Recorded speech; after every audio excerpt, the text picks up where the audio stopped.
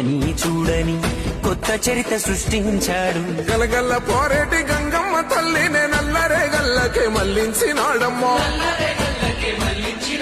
కాళేశ్వరము తోటి లక్షల ఎకరాలు కలకాల నాడించే మన పెద్ద రైతన్న. ఎట్టుండే మన పల్లెలు గతమంతా నెర్రేబారిన నేలలు. ఏడేళ్ల ఈ పొద్దులో చిగిరించే మెల్లగా మన బతుకులు. ఒక్క పనసని వాడు ఉప్పు గుండెల వాడు బంధువులా కదిలినాడు.